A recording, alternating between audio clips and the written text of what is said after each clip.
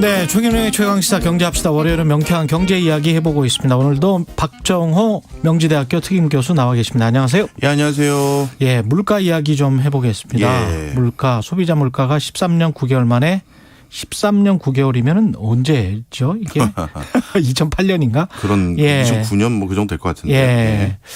뭐 큰 폭으로 올랐네요. 예, 맞습니다. 뭐 사실 뭐 물가가 언제쯤 잡히냐 많은 분들이 걱정을 하고 계신데요. 좀 설명을 드리면 먼저 미국 물가가 우리보다 먼저 심상치 않았었죠. 그랬죠. 예. 그 전 세계 물가는 사실 같이 연동되는 부분이 상당히 많이 있습니다. 미국 물가부터 많이 올랐던 가장 큰 근저의 이유는 우리도 지금 그게 일부 같이 작용하고 있는데요. 예. 코로나19가 끝나고 났더니 이상하게 많은 기업들이 구인난에 시달리기 시작했습니다. 예.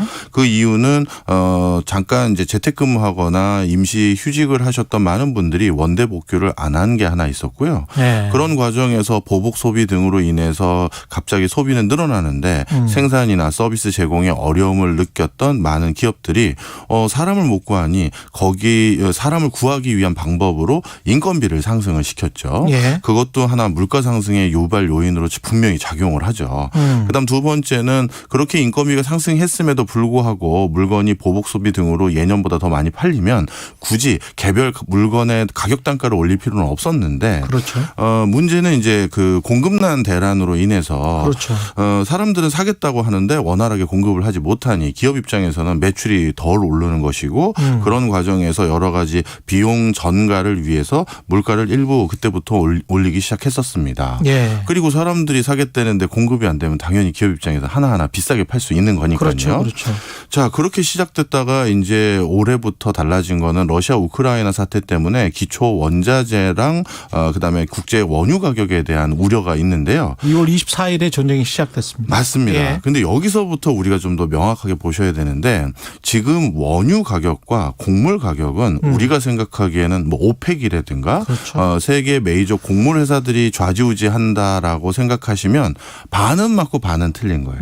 그러니까 곡물 가격과 그다음에 원유 가격이 급등락했다를 우리가 발표하거나 우리가 언론에서 마주쳤을 때 그거는 금융화된 지수로 마주치거든요. 그렇습니다. 예, 그러니까 네. 쉽게 얘기해서 실제 현상에서는 먼저 뛰지 않았는데 금융이라는 건 이런 예상치 못한 불확실성에는 훨씬 크게 요동치게 되어 있거든요. 맞습니다. 그래서 그 부분이 먼저 출렁이었고요. 그런 출렁임에 있어서 미국 같은 경우는 우리나라를 포함해서 다른 나라보다도 개별 물건에 또는 서비스에 대한 가격을 정부가 중앙정부 지방정부가 직접적으로 통제를 그렇게 잘 안 합니다. 네. 그러다 보니 이렇게 가격이 뭔가 뒤숭숭해지면 일선에서도 그걸 적극적으로 반영하기 쉬운 거거든요. 바로 이런 이유로 미국이 먼저 뛴 거예요. 게다가 어젠가 그 미국 지상파 뉴스를 보니까 미국 이제 정유사들이 재고가 얼마 안 남았잖아요. 네. 근데 이제 여름에 휴가 시즌에 엄청 필요하니까 휘발유나 경유가. 그러니까 재고를 좀 덜 풀면서 더 올랐다고 하더라고요. 그러니까 이게 좀 이렇게 푸는 시기, 그다음에 재고가 지금 금융 말씀하셨지만 재고가 바닥날 것 같다라고 생각하는 어떤 선물 시장의 어떤 움직임 네. 이런 것들도 굉장히 작용할 것 같습니다. 그럼요. 따라서 네. 미국 같은 경우는 이런 시장의 불확실성을 정부 차원에서 시장 경제주의를 추종한다라는 어떤 이유 때문에 네. 잘 통제도 안 하고 네. 또 금융이 워낙 발달되다 보니까 그런 것들이 지수화에서 먼저 반영되는 것들이 그렇죠. 있고 그러다 보니 전반적으로 여러 곳에서 진짜 이거 가격 올려야겠다 해서 먼저 뛴 거고요. 네. 자, 그다음에 최근 이제 전개되는 흐름은 어떻게 되느냐? 그다음 이제 우리나라 같은 곳에서 이제 조금씩 이제 물가가 상승하기 시작했고요. 우리나라가 물가가 상승하게 된 이유는 미국이나 여타 국가 물가보다도 우리는 물가 관리 품목이라고 하는 것들이 상대적으로 많이 있어요. 많이 있죠. 그러다 보니까 정부 입장에서도 혹여나 그 실제 이렇게 물가가 뒤숭숭하다는 것을 그 어떻게 보면 명분 삼아서 그동안 그냥 안 올려왔던 물건 가격을 또 올릴 이유도 아직 없는데 막 올려버리는 기업들을 관리 감독을 하거든요. 예. 그런 차원에서 좀 안정적으로 되다가 결국은 이제 러시아 우크라이나 사태 때문에 실제 올릴 수 있는 여러 가지 원인들이 생겼거든요. 기업 입장에서는 올려야 하는 요인이겠죠. 그렇죠. 예. 이제 자기네들도 적자를 볼 수는 없으니까요. 예. 곡물이라든가 이런 것들의 수급이 이제 원활하지 않은 게 이제 가장 큰 원인인데, 자 그러면 이게 지금까지 이제 국제적으로 이제 물가가 흘러나온 이제 변화인데요. 근데 우리나라는 그럼 물가 동향이 괜찮은 거냐라고 했었을 때 이렇게 보시면 될 것 같아요. 앞으로는 아직까지 더 불안전한 상황입니다. 왜냐하면 우리나라는 어떤 그 개도국들로부터 원자재를 사와서 가공해서 판매하는 국가거든요. 그렇죠. 그런데 요즘은 우리나라에서 만드는 가공품이라는 게 굉장히 고사양의 제품들이 많기 때문에 예. 그 제품을 만들려면 진짜 원소 주기율표상에 있는 반절 이상의 어떤 원자재가 필요한 물건들이 너무 많아요. 예, 그러다 예. 보니 그 원소 주기율표상에서 어느 한 부분만 수급이 원활하지 않더라도 물건을 제대로 만들기가 수월하지 않게 되는 거지 않습니까? 그렇죠. 자, 그런데 지금 이 그 많은 원자재를 제공해 주는 국가들 중에서 어떤 국가들이든 간에 물가 상승률이 뭐 30-40% 한다라든가 국가가 디폴트 위기에 와 있다든가 조만간 뭐 반정부 시위가 심해져서 내전이나 쿠데타가 우려된다든가 이런 것들이 많아요.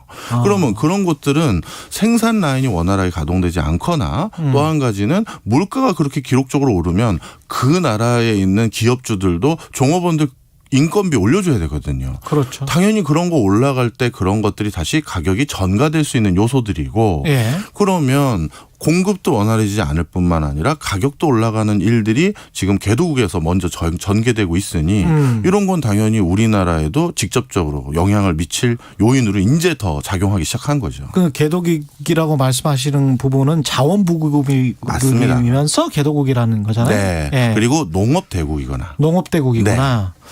그럼 우리가 뭐 자본주의 자유시장 경제인데 물가를 통제를 할 수가 있습니까, 정부가? 정부는 이제 통제라는 표현보다도 관리라는 관리. 표현을 많이 하죠. 예. 그래서 무조건 기업 입장에서 그 가격을 올리는 걸 못하게 만든다. 이런 시대는 지났고요. 그렇죠. 대신 이제 뭐 충분히 올려야 될 요인이 있었을 때 그걸 올려버리면 전방위적인 물가 상승의 압박 요인으로 작용할 수가 있으니까 정부는 다른 형태로 보조금이라든가 지원책을 줄 테니 네. 가격은 유지해 달라라는 것들이 지금 우리나라에서 주로 하고 있는 방식이고요.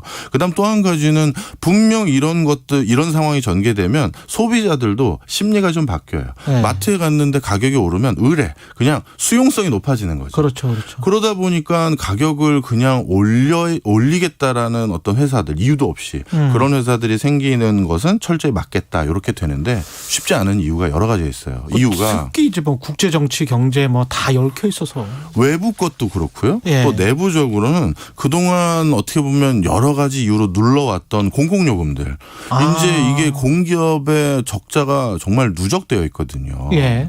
그러니까 공기업 적자를 공공기업의 뭐 방만 경영이라고만 치부할 수 없는 이유들이 가격을 스스로 정할 수가 없는 공기업들이 대부분이지 않습니까? 그렇습니다.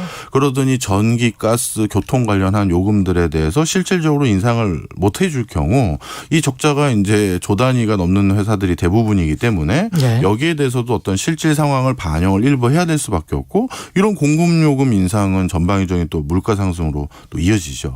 예. 미국이 지금 기준금리 인상하고 그다음에 양적 긴축하고 뭐 이런 것들도 우리한테 부담이 되는 거죠. 그럼요.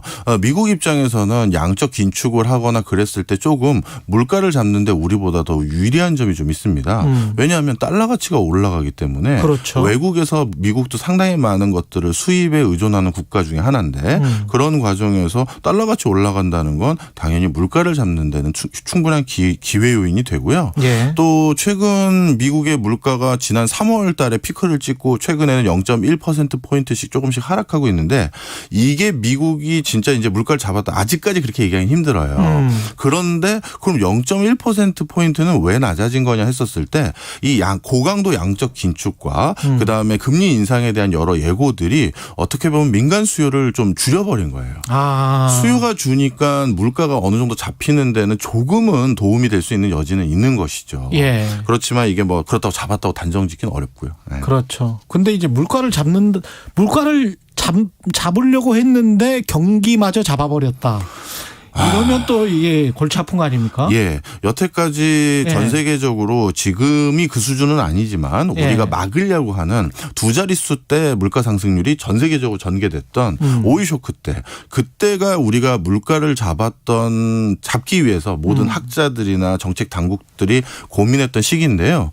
그때 물가를 잡았던 방법을 고스란히 지금 어느 정도 반복하고 있는 면들이 많은데 그렇게 되면 어떻게 되느냐? 물가는 잡는데 경기마저 잡아버렸던 게 그 당시 상황이거든요. 그렇죠.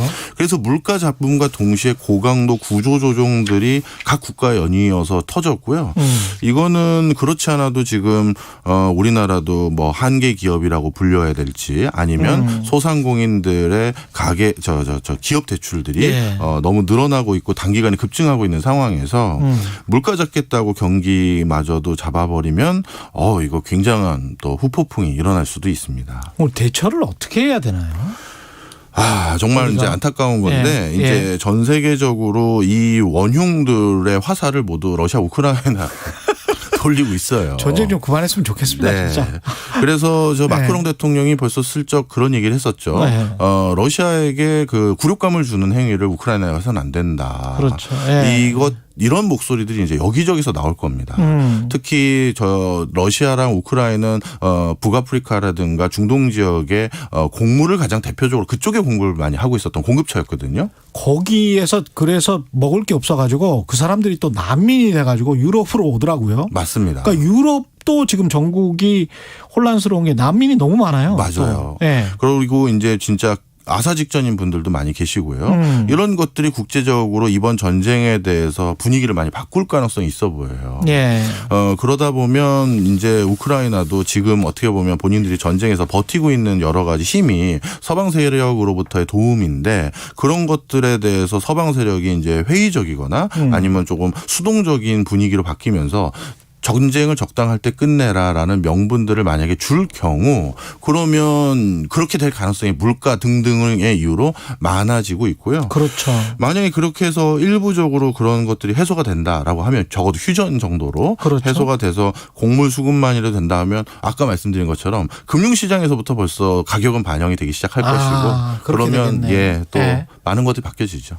그렇게 되면 역회전이 일어나서 급속하게 안정화를 찾을 수도 있겠습니다. 네. 그러면 좀 너무 고강도 긴축의 기조는 사라지지 않을까 그렇게 바라고 있습니다. 그러면서 미국과 중국의 갈등도 뭐 한 10년 20년 차차차차 이렇게 해소하는 그 방향으로 가는 게 이제 우리나라한테는 최고인데.